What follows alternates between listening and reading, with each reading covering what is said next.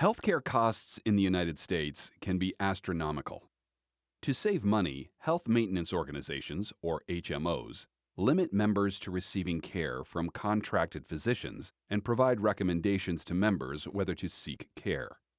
In Shannon versus McNulty, we'll explore whether HMOs owe similar duties to their members as a hospital does to its patients.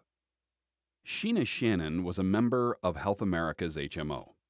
After learning she was pregnant, Shannon called HealthAmerica to find an obstetrician-gynecologist who was part of her health plan. HealthAmerica provided a list that included Doctor McNulty, whom Shannon ultimately selected. Shannon was treated by Doctor McNulty for several months and continued to utilize HealthAmerica's phone line for advice and scheduling appointments. When Shannon started experiencing abdominal and back pain, she was concerned that she was in preterm labor and contacted Doctor McNulty 4 times. Dr. McNulty grew impatient and insisted that she wasn't in preterm labor because he had examined her a few days prior. Shannon contacted HealthAmerica's emergency phone line twice and discussed her pain and conversations with Dr. McNulty with HealthAmerica's triage nurses, who told her to contact Dr. McNulty again. Dr. McNulty again insisted Shannon wasn't in labor. When her symptoms worsened again, Shannon called the emergency phone line and spoke with an in-house orthopedic physician.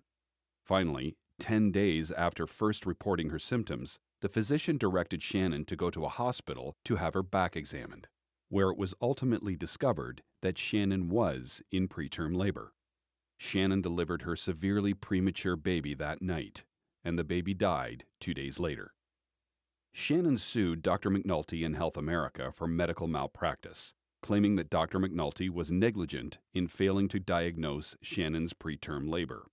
Shannon also alleged that HealthAmerica was vicariously liable for the negligence of its nursing staff and for its corporate negligence in failing to supervise McNulty's care and failing to establish appropriate procedures when providing medical advice over the phone.